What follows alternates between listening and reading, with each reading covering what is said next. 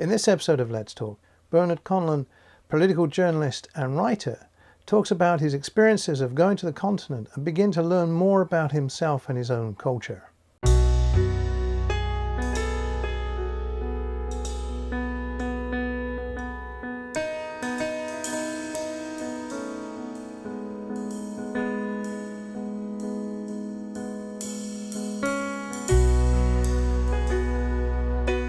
So you're talking about sort of how humour can open up dialogue. Are there any occasions that you found that you were having to talk to people of different perspectives, and that how did you get into the dialogue with them?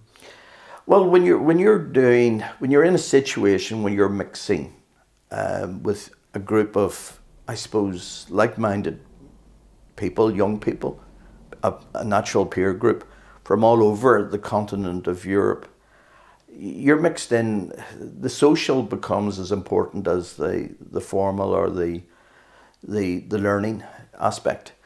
So you're starting to kind of get a reflection on yourself and your own sense of humour, your own language. You know, if you're brought up in a monocultural or monolingual environment, and somewhere like Belfast, I was brought up, not only are you in a monolingual situation, but you're listening to the same accent and you're listening to the same vernacular.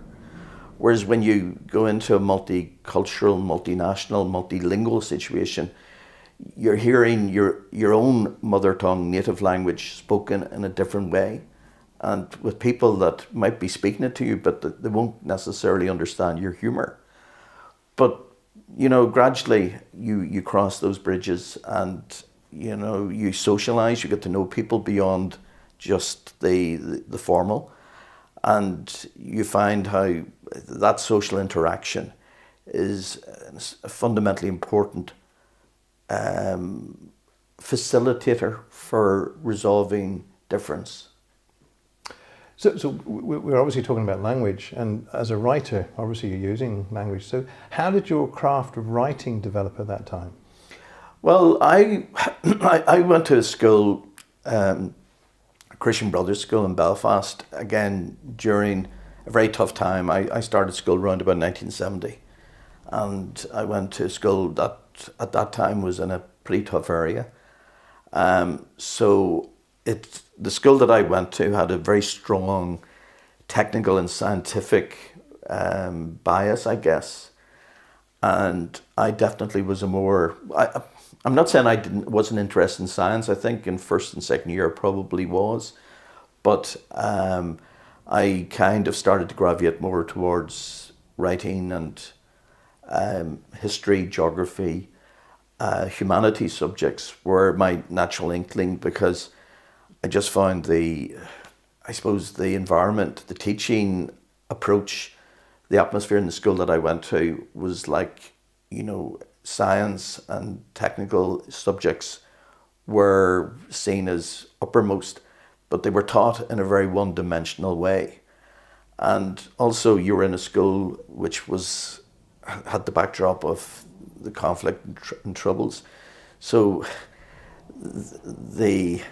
there was a rather one-dimensional teaching, and rather on a tough background and an atmosphere that was in some ways latter-day Dickensian. It was drab, and there was a toughness in the prevailing wind. So I became more interested in kind of interaction with other pupils or people in my school that were more interested in discussion and conversation and exploring a bigger picture. And I just developed, I suppose I was a bit introspective and in school, but I became more interested in you know, history and as I got older, politics. And then I went to the College of Business Studies and did the 2-year A-level course there, and I did history and politics and economics for a while for A-level, and I developed a definite preference for written communication, subjects that required writing skill or communication as the key skill set. And that just evolved. And I also had a lot of friends who were into literature and into film, and that became my peer group. People that were interested in Woody Allen, for example. When I was at the College of Business Studies, one of my close friends there was an absolute film buff, an obsessive film buff. And, you know, at 17, 18, we went and started to go and watch Woody Allen films and stuff like that.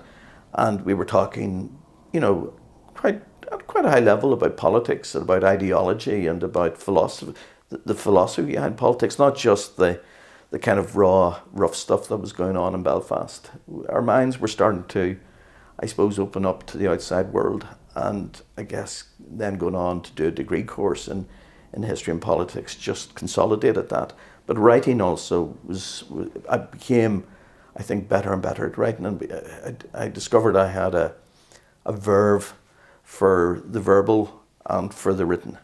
And as I said, by the time I got the job with the SDLP in my 23, 24, I'd done an essay competition.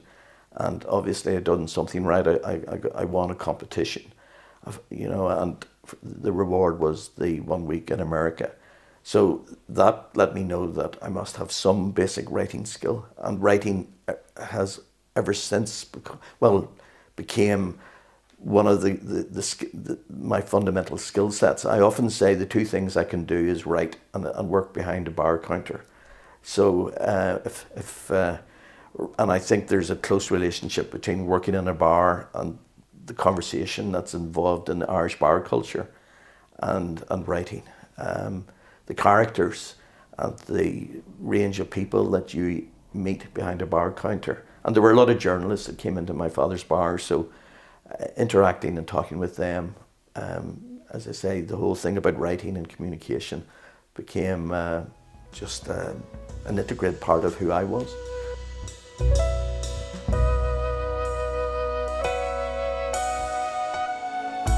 We have more on the way, so please subscribe to this channel and check out the link below if you'd consider becoming a patron to help us keep making more content. Thanks for watching.